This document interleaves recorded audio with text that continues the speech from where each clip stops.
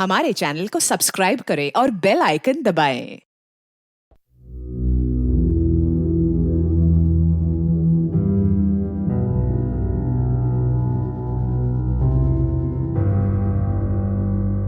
उस दिन पहली बार मेरी नजर अशोक पर पड़ी। मेरी आंखों के कोने से मैं सब कुछ देख रही थी, समझ रही थी। शादी मेरी एक सहेली की थी। पूरी शादी के दौरान अशोक गोयल ने एक पल के लिए भी मुझ पर से नजर नहीं हटाई। हमारी दूसरी मुलाकात जया के घर हुई। जया मेरी सहेली है। जया का पति मुकेश है, अशोक का दोस्त मुकेश आठवले। एक्सपोर्ट कंपनियां? जी, शर्ट्स एक्सपोर्ट करती है हमारी कंपनी। साउथ कॉटन तिरुपुर से आते हैं, पूरी दुनिया में जाते हैं। मैं देखती।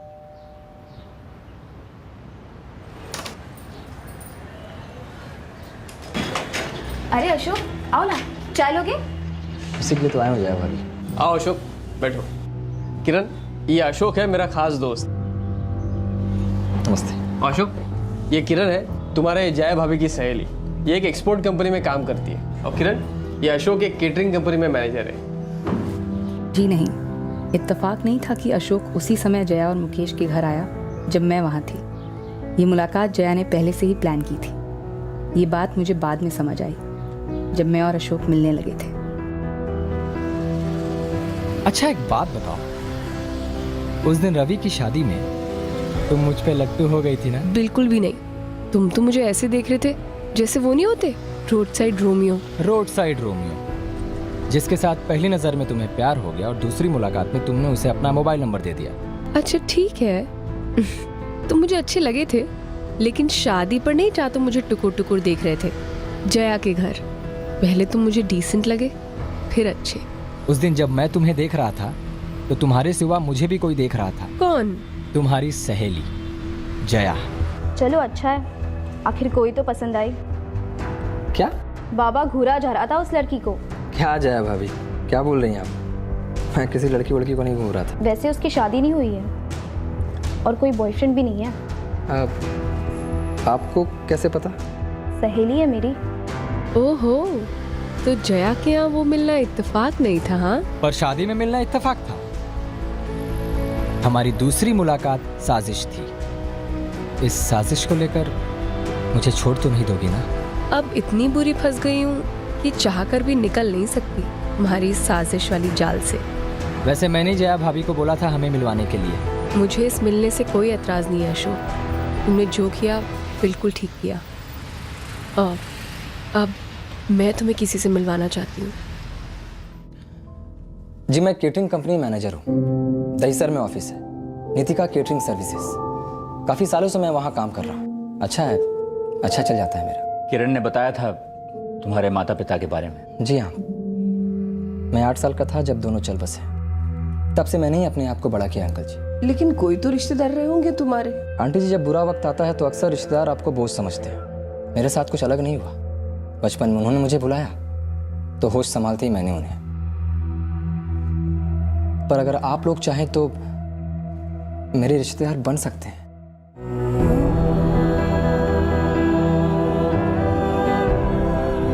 मुझे और मेरे माँ बाप को अशोक के अतीत पर शक करने का कोई कारण नजर नहीं आया और उसकी मौजूदा सच्चाई तो हमारे सामने ही थी। लेकिन जब अशोक की सच्चाई ने हमें चूर चूर कर दिया, तब अशोक और मेरी शादी हो चुकी थी।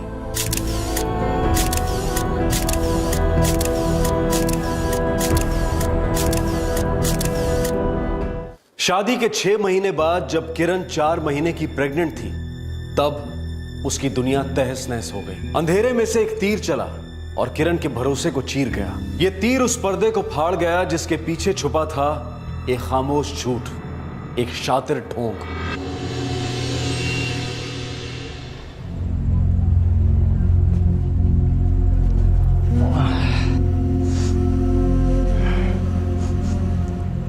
अरे यार किरण, एक ही बात कितनी बार बोलूं? 4था महीना चल रहा है तुम्हारा, अब नहीं करते ऐसी पहलवानी। आओ बैठो आराम से। अब तुम ऑफिस से भी छुट्टी ले ही लो। तुम ना बहुत परेशान हो जाते हो। लोग 8वें महीने तक काम करते हैं, मैं आराम से 3-4 महीने और काम कर सकती हूँ। सिर्फ ऑफिस में जाकर पैसे कमाना काम नहीं होता, और मैं तो ठीक ठाक कमा ही रहा हूँ ना। तुम इस वक्त सिर्फ इसको संभालो। इस वक्त इससे बड़ा काम दुनिया में कोई नहीं है। और जरा सोचो क्या बोनस मिलेगा हमें।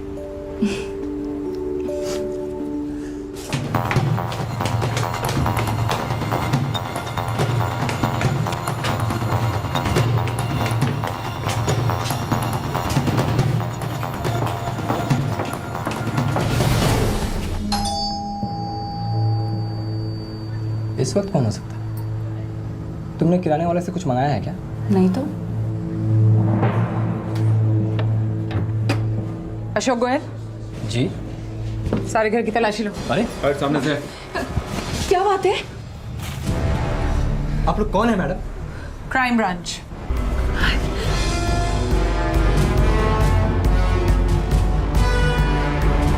आप हमारे घर की तलाशी क्यों ले रही है मैडम?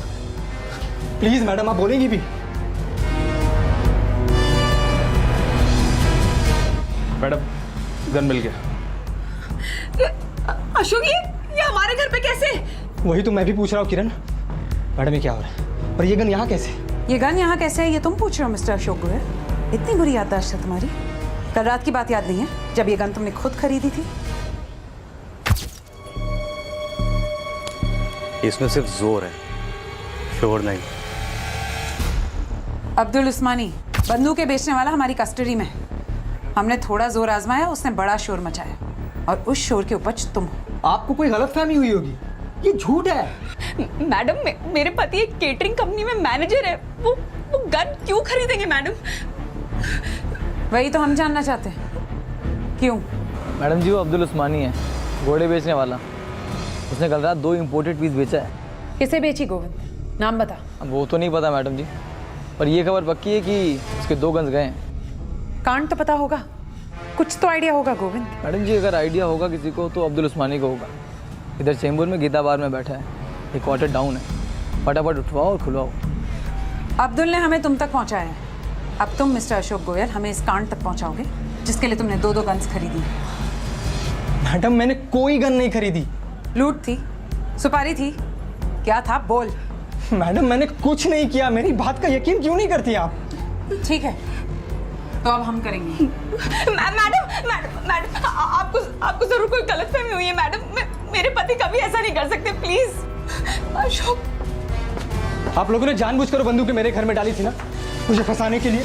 मैडम, आप लोग गलत कर रहे हैं, छोड़िए इन्हें। नाम क्या है तुम्हारा? किरण, मिसेस किरण गोयल। मिसेस किरण गोयल, तुम अपने पति का ढोंग नहीं समझ पाई हो, या फिर समझकर हमारे साथ ढोंग कर रही हो। मैडम, अशोक,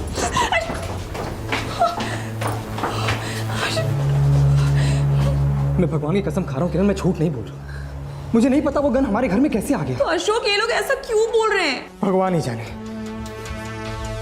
कोई बहुत बड़ा झोल है। मैंने कोई गन वो नहीं खरीदी यार। मैडम, मैं गारंटी दे सकती हूँ अपने हस्बैंड की, जरूर आप लोगों की तरफ से कोई गलती हुई है मैडम। अच्छा, मैडम, लॉजिक लगाइए ना। जैसे मैंने आपको कहा था, नितिका केटरिंग में काम करने वाला आदमी गन क्यों खरीदेगा मैडम? मैडम, दूसरा भी कस्टडी में आ गया है। तुम मुकेश आठवले को तो जानती हो ना?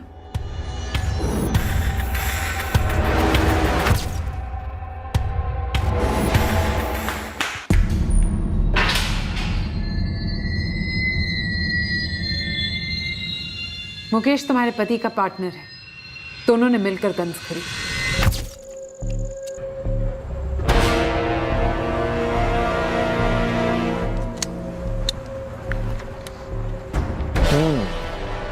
ये वाली।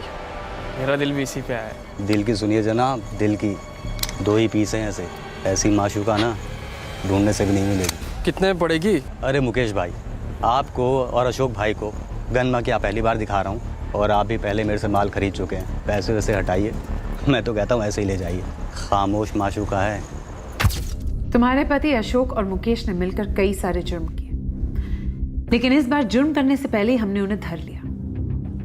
ये तुम्हारे हस्बैंड के जुर्मों का चिट्ठा है। एक एक जुर्म को हमने अच्छी तरह से स्कैन किया और उसके बाद तुम्हारे घर पे रेड की।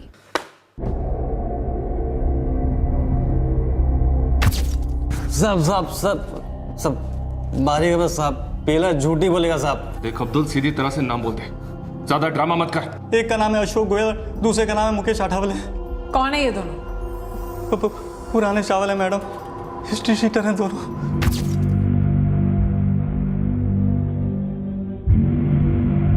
The hope juvenile home Sion, Pydhonie जालोजा जी और मुकेश भी कुछ कम नहीं है। दोनों की दोस्ती जेल में ही हुई थी।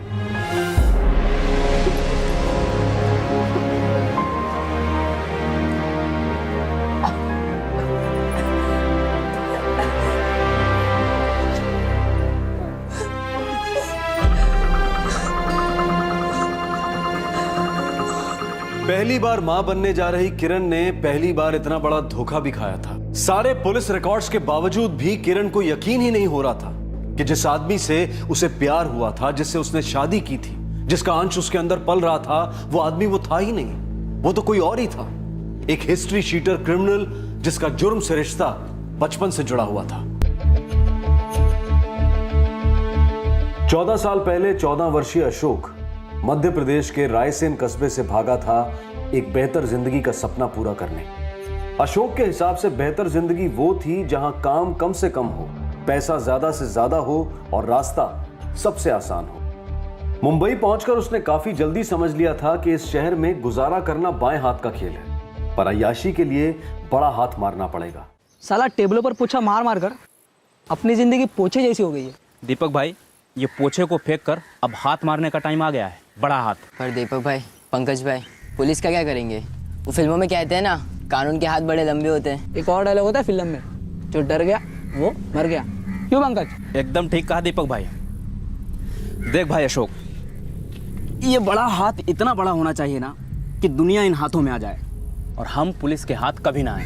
देख पंकज, ऐसा हाथ आसान कैच की तरह अपनी तरफ आ रहा है। सेठा निकल मायके जा रही है, मतलब अपना सेठ पूरा दिन बियर बार में चिपका बैठेगा। उनका लड़का चला जाएगा दोस्तों के साथ लौंडीबाजी करने। सेठ का घर और तिजोरी अपने लिए खुला मैदान है। आपको ये सब कैसे पता है दीपक भाई? सेठ का ड्राइवर अनवर बोला मेरे को, लूट का हिस्सा लेगा वो। बड़ा हाथ मारना है तो बड़े लोगों के छोटे लोगों से हाथ मिलाना बहुत ज़रूरी है मेरे भाई। आज की रात अपनी बड़ी रात है।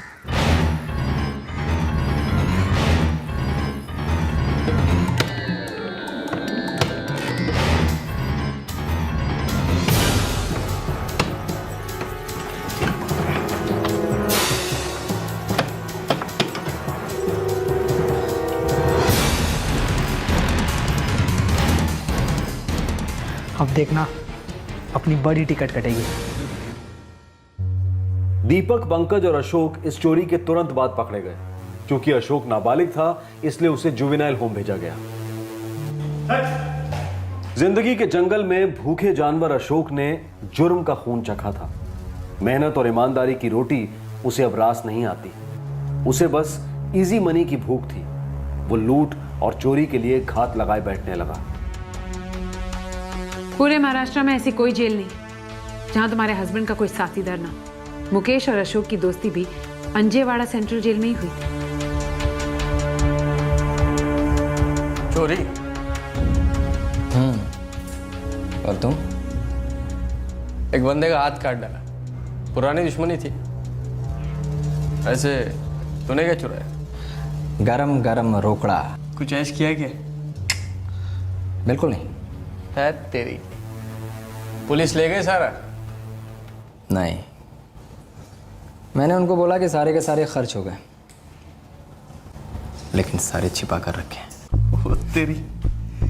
क्या करेगा बे उनका? कंपनी खोलने का प्लान है दोस्त, जहाँ 6-7 लड़के होंगे अच्छे, हथियार हो, अड्डा हो और अपनी कुछ खबरी। मैनेजर की नौकरी मुझको ही देना। अरे पहले बाहर तो निकलने भाई। अरे भाई, कोई जेल अपन से इतना प्यार थोड़ा ही करता है कि जिंदगी भर सलाखों में लिपटे रहे। जब दोनों बाहर होंगे तब बात करते हैं। अगर कुंडली मिली तो जोड़ी बनेगी, और नहीं मिली तो राम राम। अशोक और मुकेश की कुंडली मिली। पिछले 2 साल से दोनों साथ काम कर रहे हैं। किरण, मुझे तो कभी डाउट नहीं था और तुम्हें भी नहीं होना चाहिए कि तुम्हारा हस्बैंड एक छटा हुआ क्रिमिनल है। अब एक सिंपल सवाल, क्या इस ढोंगी पति के साथ रहकर तुम भी ढोंगी बन गई हो? क्या तुम सब जानती हो फिर भी अनजान बनने की एक्टिंग कर रही हो? क्या तुम्हें पता है कि ये गन्स क्यों खरीदे गए थे? नहीं मैडम, मेरी बेटी कभी झूठ नहीं बोलती। और हम में से किसी को भी ये बात मालूम नहीं थी। होती तो फिर ये शादी नहीं होती। देखिए मैडम, हम अमीर नहीं हैं मैडम, पर ईमानदार हैं, इज्जतदार हैं। मैं अपनी बेटी को किसी क्रिमिनल के साथ कभी आगे बढ़ने नहीं देता।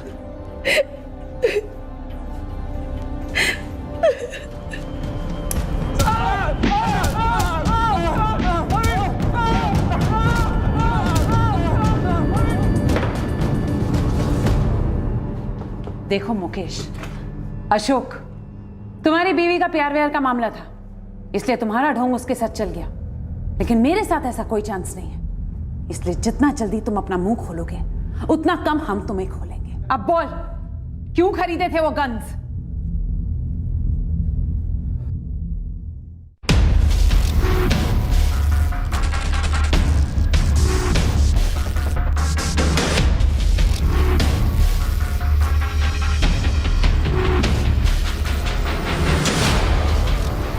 इससे अच्छा टाइम नहीं हो सकता।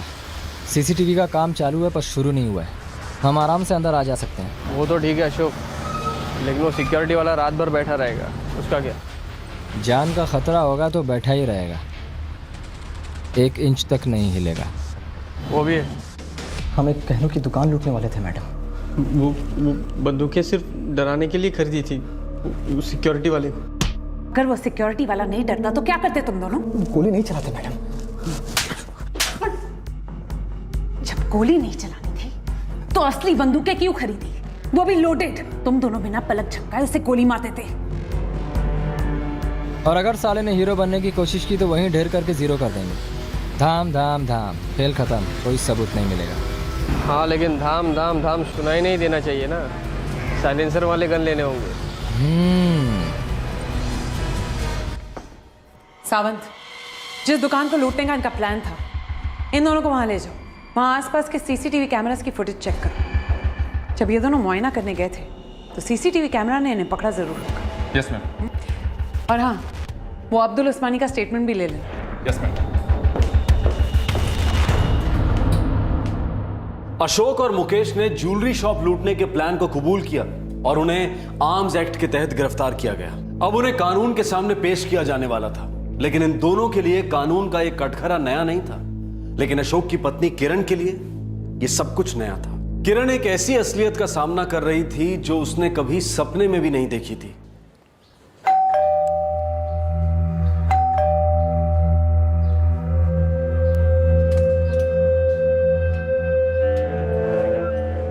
तुम जैसी दोस्त हो ना जया, तो किसी को दुश्मन की जरूरत ही नहीं है। माना कि तुम अशोक को अपना भाई मानती हो, मैं तुम्हारे लिए कुछ नहीं थी क्या जया? एक औरत होने के नाते भी तुमने नहीं सोचा मुझ पर, मेरे माँ बाप पर क्या बीतेगी? किरण, अशोक और मुकेश ने मुझसे वादा किया था कि वो ये लाइन छोड़ देंगे, और जब अशोक तुम्हारे लिए सीरियस हुआ था ना, तो उसने मुझसे खुद कहा था कि वो कोई गलत काम नहीं करेगा। और तुमने मान लिया जया? और मेरा क्या? मुझे अंधेरे में क्यों रखा तुमने? मेरे पति की तरह तुम्हारा पति भी एक क्रिमिनल है। शायद तुम्हें ऐतराज नहीं होगा एक क्रिमिनल की बीवी कहलाने में, पर मुझे है। मेरा रिश्ता एक क्रिमिनल के साथ क्यों बंधवाया तुमने? किरण, अगर रिश्ते बनवाने की ताकत होती ना मुझ में, तो मैं अपने पति का जुर्म से कब का रिश्ता तुड़वा देती। अशोक का प्यार अगर एक तरफा होता तो मैं कभी बढ़ावा नहीं देती, पर प्यार तो तुम्हें भी हुआ था ना उससे। प्यार? जया, वो प्यार नहीं, मेरी जिंदगी की सबसे बड़ी गलती थी, जिसकी सजा मुझे जिंदगी भर भुगतनी पड़ेगी।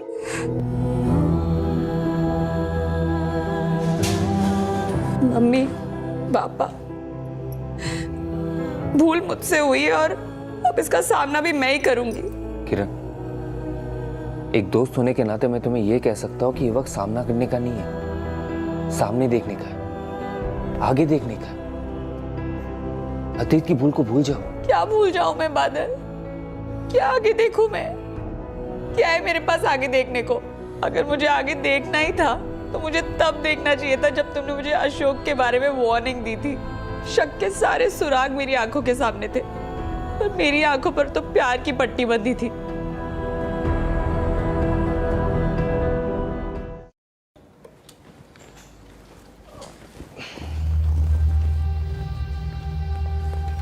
किरण, अब तुम मुझे सच्चा दोस्त मानती हो? ऑफ कोर्स मानती हूँ बादल, क्या बात है, खुलकर बोलो। किरण, ये अशोक तुम्हारे लिए ठीक नहीं है। क्यों बादल? कहता है बचपन में एक ही टाइम में दोनों माँ बाप मर गए, फिर 8 साल की उम्र से ढाबा और रेस्टोरेंट में काम किया, फिर एक केटरिंग कंपनी का मैनेजर बन गया, और आज तुम्हारे लिए एक घर भी लिया किराए पे। बस ये कहानी फिल्मी लगती है, वो भी 80 के दशक। बादल गलत नहीं कह रहा है किरण, मुझे भी कुछ अटपटा सा लगता है। जैसे कि? देख, बात जैसे कि नहीं है, ज़्यादा डिफेंसिव मत हो, ठंडे दिमाग से सोच। उसने कहा कि उसकी महीने की सैलरी 15,000 रुपये है, राइट? रॉन्ग, अब 20,000 हो गई है। ओके फाइन, 20 हो गई है, रहन सहन भी सही है, आफ्टर मैरिज के लिए उसने घर भी किराए पे ले लिया। लेकिन मोबाइल, आजकल के ज़माने में मोबाइल कौन नहीं रखता यार? मुझे पता था ये बात तो उठेगी, पर मैं सच बोलूँ, अब मुझे फ़र्क नहीं पड़ता यार, वो औरों से बहुत अलग है, और यही उसकी खूबी है। ऐसा यार कि काम के वक्त मुझे फ़ोन की ज़रूरत नहीं होती, और काम हो जाने के बाद मुझे काम वालों की ज़रूरत नहीं होती। ड्यूटी के बाद कोई भी ऑफिस से मुझे फ़ोन करे, ये मुझे बिल्कुल पसंद नहीं है। मैं भी। तुम कोई काम हो क्या? तुम तो ज़िंदगी हो, ज़िंदगी, और ज़िंदगी को कोई फ़ोन करके मिलता है क्या? अच्छा एक बात बताओ, ऐसा एक भी बार हुआ है जब मैंने मिलने का वादा किया हो और 1 मिनट भी लेट हुआ हो? नहीं। तो जब भी तुम्हें मुझसे मिलने का मन करे, अपनी आंखें बंद करके मुझे याद करना, मैं हाजिर हो जाऊंगा। तुम्हारे मेरे बीच में फोन का क्या काम? गोली मारा साले को। देखो बेटा किरण, हमें अशोक से कोई एतराज नहीं है, लेकिन तुम उसके बारे में उतना ही जानती हो जितना हम जानते हैं, और वो बहुत ज्यादा नहीं है। प्यार बहुत ज़्यादा है माँ, दोनों तरफ से। फिर तो आगे कुछ सोचने की जरूरत ही नहीं है। तुम अपनी जिंदगी उसके साथ बांटना चाहती हो, और वो भी यही चाहता है। तुम समझदार हो, तुमने आज तक कभी कोई गलत फैसला नहीं लिया, तो फिर इतना बड़ा फैसला लेने में कैसे चूक होगी? मैं चूक गई पापा, मैं चूक गई। कैसी बात कर रही है बेटा, तेरी चूक कहां हुई? अरे अगर कोई अपने अतीत के बारे में झूठ बोलता है, अपनी असलियत चालाकी से छुपाता है, तो फिर तेरी गलती कहां है? नहीं पापा, और मैं अपनी गलती की सजा अपने होने वाले बच्चे को नहीं दे सकती। अशोक इसका बाप है, ये कोई नहीं बदल सकता पापा। बेटा किरण, तू उससे एक बार मिल ले। मैं उसकी हिमायत नहीं कर रहा हूं बेटा, पति है वो तेरा, तेरे होने वाले बच्चे का बाप है। तू प्यार करती थी कभी उससे? ऐसे रिश्ते अधूरे में नहीं छोड़े जाते बेटा। और अगर तोड़ना ही है तो एक आखिरी बार उससे मिल ले, अपनी बात कह ले, उसकी बात सुन ले, फिर तुझे जैसा ठीक लगे।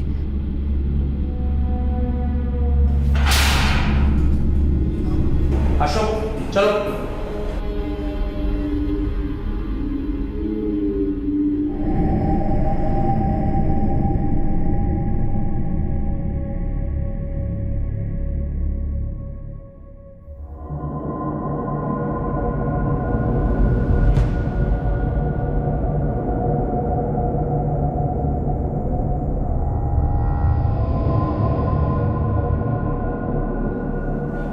मुझे माफ कर दो किरण, मैंने तुमसे झूठ बोला। मुझे हमारे लिए एक बेहतर जिंदगी चाहिए थी। झूठ,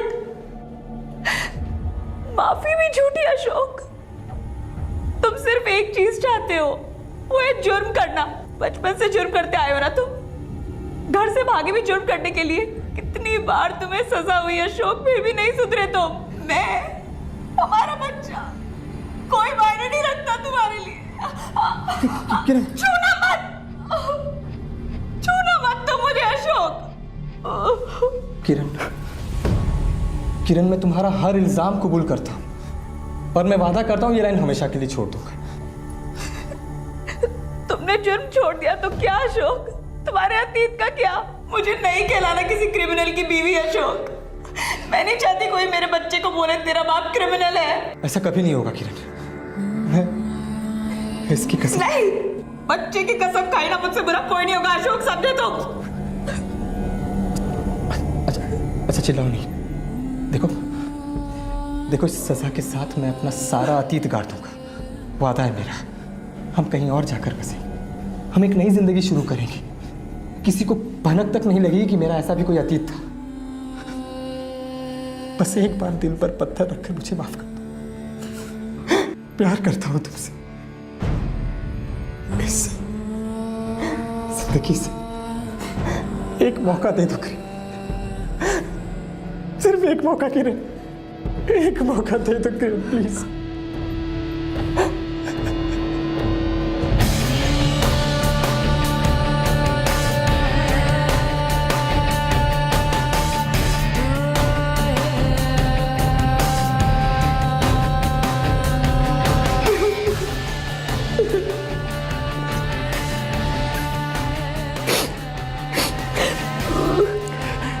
किरण मैं ये वादा कभी नहीं टूटने दूंगा। बस मेरी मदद कर रहा है अपने आप को सुधारने में और हमारी जिंदगी सुधारने में। मैं तुम्हें कभी निराश नहीं करूंगा।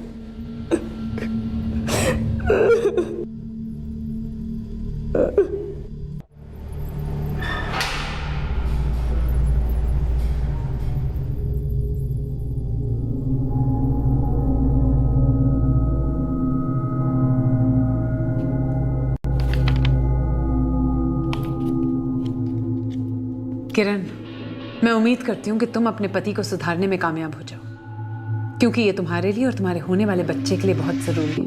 मैं जान लगा दूंगी मैडम। लेकिन एक बात याद रखना, ये बेल ज्यादा दिन नहीं चलेगी। तुम्हारे पति को एक न एक दिन जेल जाकर अपनी सजा काटनी होगी।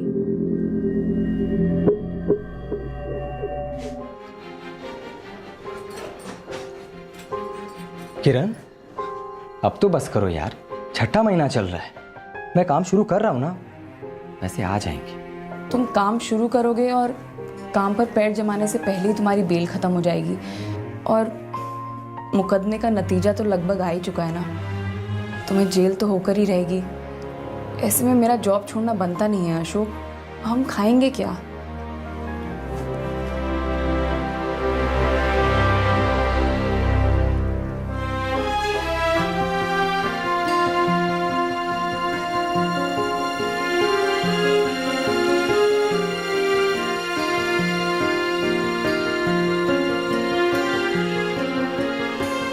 मुझे ताज्जुब होता है किरण कि फिर से तुमने उस आदमी पे भरोसा कैसे कर लिया। मैंने उससे सच्चा प्यार किया है बादल, और प्यार सब कुछ सिखा देता है, भरोसा, ताकत, हिम्मत, सब कुछ। लौट मैं जल्दी लौटा दूंगी पापा। मैं समझ सकती हूँ इसका इंतजाम करना आपके लिए कितना मुश्किल रहा होगा। कैसी बात करिए बेटा, तू तो पहले से मेरी समझदार बेटी है। समझना तो उस अशोक को चाहिए कि तू उसकी बेल के लिए कितना कुछ कर रही है, और बेटा ये सब कुछ उसे जेल जाने से रोक नहीं सकेगा। अशोक इस बात को समझता है पापा। पर बेटा अशोक से ज्यादा इस बात को तुझे समझने की जरूरत है।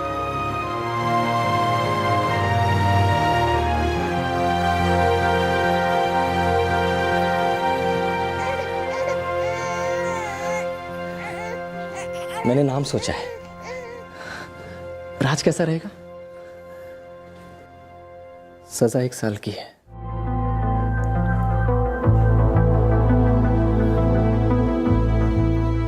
मेरी सजा पूरी होने तक क्या किरण और राज आप लोगों के साथ रह सकते हैं?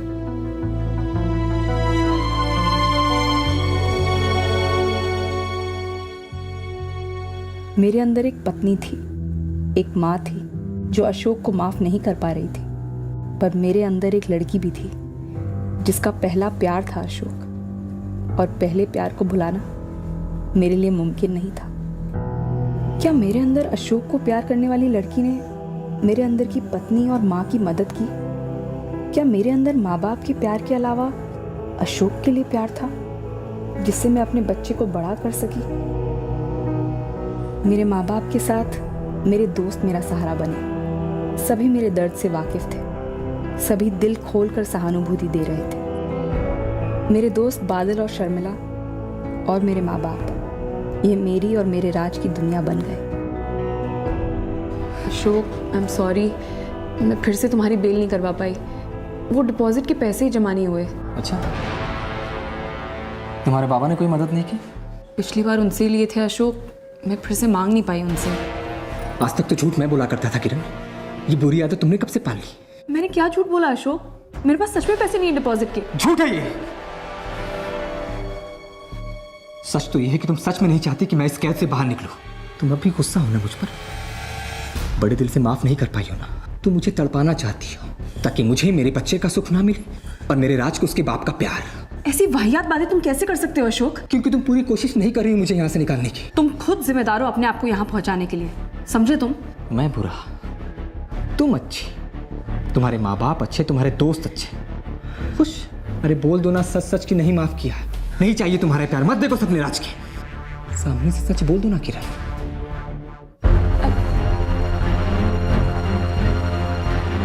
क्या अशोक और मेरे बीच पहले जैसा रिश्ता हो पाएगा? मुमकिन है। मेरे परेशान होने की अब ठोस वजह थी। असलियत को देखो और समझो किरण, तुम दोनों के रिश्ते फिर से नॉर्मल कैसे हो सकते हैं? ऐसे मत कहो प्लीज। तुम्हें हर्ट करना या फिर तुम्हें डिप्रेस करना मेरा इंटेंशन नहीं है, पर सोचो उसकी रिहाई के लिए अभी काफी वक्त है। तुम कितनी बार बेल एप्लीकेशन मांगती रहोगी? बेल फ्री तो नहीं होती, सस्ती भी नहीं होती। पर वो आज़ाद तो हो जाता है ना। अगर उसे आज़ादी इतनी पसंद थी तो फिर वो ऐसा काम करता क्यों है जिससे उसकी आज़ादी छीन जाए? बचपन में जुवेनाइल होम्स, उसके बाद न जाने कितने जेलों के अंदर बाहर आता जाता रहा ये आदमी। अगर वो इमोशनल ब्लैकमेल करता है तो उसे एक रेड फ्लैग समझो किरण। तू एक बार दिल से नहीं सोच के दिमाग से सोच, ठंडे और क्लियर दिमाग से सोच। क्या ये आदमी कभी भी सुधर सकता है?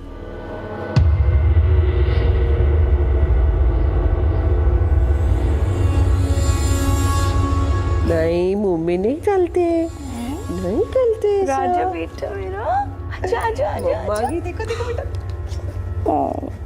मम्मी ना किसी काम से बाहर जा रही है, तब तक आप नानी माँ के साथ खेलोगे? हाँ? अब पापा, मैंने मकान मालिक से बात कर ली है, कॉन्ट्रैक्ट रिन्यू होगा, कल तक आ जाएगा। कोई बात नहीं बेटा, जब तक घर की चाबियां नहीं आ जाती अशोक तुम दोनों के साथ यहीं रह सकता है। और बेटा, गुस्सा और जुबान दोनों पे काबू रखना। 1 साल के बाद वो रिहा होकर घर वापस आ रहा है, ला इसको दे दे। अरे बेटा, छोड़ो छोड़ो, राजा बेटा, नानी के पास आ जाओ।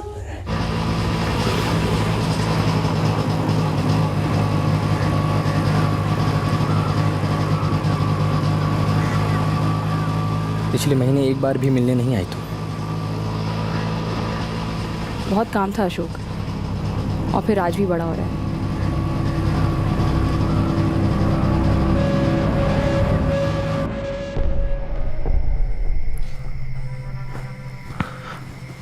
सुनो, अब तुम ये जॉब छोड़ दो। तुम अभी जेल से निकले हो अशोक, तुम्हारे हाथ में कोई नौकरी भी नहीं है। वो भी मिल जाएगी यार, हम कल ही अपने घर जाएंगे कल्याण।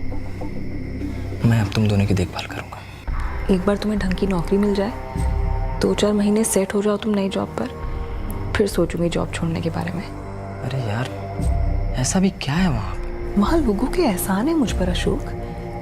तुम्हारे कहने पर पहले भी मैंने एक बार नौकरी छोड़ी थी, बड़ी मुश्किल से मेरी बॉस ने वापस मुझे जॉब पे लिया है। हर बार ऐसा नहीं होगा। मैं अभी जॉब नहीं छोड़ूंगी अशोक, प्लीज समझने की कोशिश करो। मजा आता ना तुम्हें मुझ पर एहसान जताने का, लोगों की मेहरबानियां गिनवाने का?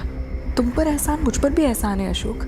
और किसको मजा आता है एहसान लेने में? एक सिंपल सी प्रैक्टिकल सी बात है, तुम समझ ही नहीं रहे हो अशोक। मुझे जॉब करना है सिर्फ तुम्हें पक्की नौकरी मिलने तक। एक बार तुम्हें ढंग की नौकरी मिल जाए, मैं खुद सामने से इस्तीफा दूंगी और फुल टाइम राज की देखभाल करूंगी।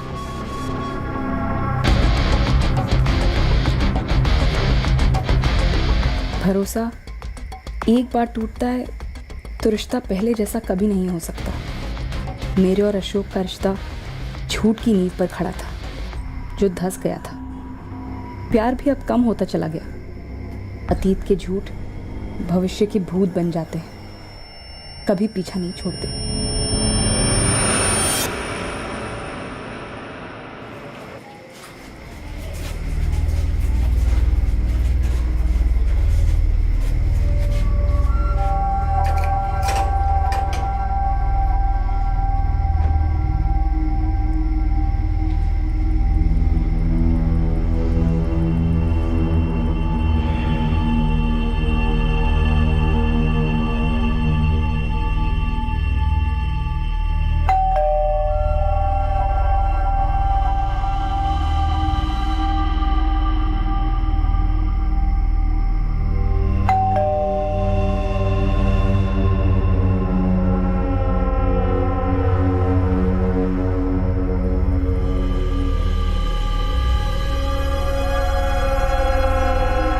किरण कहाँ है अशोक?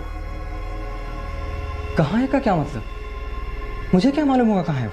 किरण कल दोपहर को घर से निकली थी, तभी से उसका फोन ऑफ है। रात भर से घर लौटी नहीं है वो। माँ, मैं अपने फ्रेंड से मिलने वाली हूँ। उसके साथ कल्याण जाऊंगी और फिर रात को उसी के घर रुक जाऊंगी। कल सुबह लौटूंगी। हाँ, लेकिन बेटा कौन से दोस्त से मिलने जा रही हो? है एक माँ, चलती हूँ। ठीक है बेटा, अपना ख्याल रखना। किरण ने कहा था कि वो कल्याण जा रही है। मैं क्या अकेले रहता हूँ कल्याण में? तुम्हारे पास नहीं आई तो फिर कहाँ गई? मैं क्या जानूं? मुझे तो ये भी नहीं मालूम था कि वो यहाँ आ रही है। आखिर गई कहाँ वो? देखिए, जहाँ भी गई हो उसे ढूंढना तो पड़ेगा ही। हमें फौरन पुलिस के पास जाना चाहिए। रात भर से बाहर रही है वो और उसका फोन भी ऑफ है।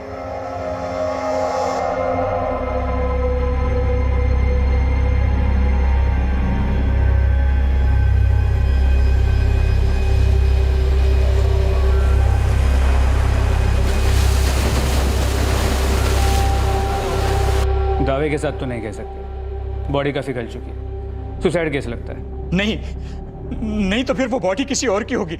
मेरी बेटी किरण सुसाइड कर ही नहीं सकती। देखिए, वो सुसाइड कर सकती है या नहीं, इस बात पे हम बाद में बात करेंगे। पहले आप लोगों से रिक्वेस्ट है कि आप लोग यहाँ के बॉडी की शिनाख्त कीजिए। उम्र करीब 26-28 साल है जो आपने बताया था, और हाइट भी मैच होती है। आज सुबह मर्ग के बीच पे बॉडी बह के आई थी।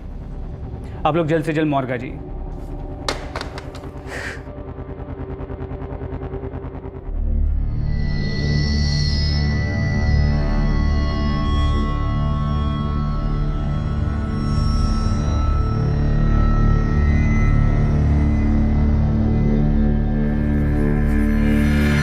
आर्म्स पोजेशन के जुर्म में 1 साल सजा काटने के बाद हैबिचुअल ऑफेंडर और हिस्ट्री शीटर अशोक गोयल रिहा हुआ था। उस दिन के बाद से उसके और उसकी पत्नी किरण के बीच का रिश्ता तनाव का दलदल बन गया था। यह रिश्ता तब से खट्टा पड़ गया था जब अशोक गिरफ्तार हुआ था। किरण को भनक तक नहीं थी कि अशोक एक क्रिमिनल है। अशोक ने बड़ी चालाकी से अपनी पूरी क्रिमिनल हिस्ट्री किरण से छुपा कर रखी थी। किरण अपने आप को अशोक से अलग नहीं कर पाई। वो उससे प्यार करती थी और इस असलियत को कबूल ही नहीं कर पा रही थी। और फिर एक दिन किरण गायब हो गई। वो अपने माता पिता के घर से उसी एरिया के लिए निकली थी जहां अशोक का घर था। उसके माता पिता को लगा कि वो अशोक से मिलने गई होगी, लेकिन अशोक का कहना था कि वो उससे मिला ही नहीं। और अब 3 दिन बाद एक लाश मिली थी। हुलिया किरण से मैच कर रहा था और पुलिस को शक था कि ये शायद किरण की ही लाश है। फर्स्ट पोस्टमार्टम रिपोर्ट के बाद पुलिस को ये एक सुसाइड का केस लग रहा था। लेकिन क्या किरण सुसाइड करने वाली पर्सनैलिटी थी? क्या ऐसे कोई हालात पैदा हुए थे? कहां थी किरण? क्या हुआ था उसके साथ और क्यों? आपसे फिर मुलाकात होगी क्राइम पेट्रोल सतर्क में। तब तक अपना ख्याल रखें, सुरक्षित रहें और याद रखें, बिना सिद्धांत के फर्ज अदा नहीं होता। सही वक्त, सही कदम, सतर्क रहें। जय Hind. For more updates, subscribe to our channel, click the show links and enjoy watching the videos.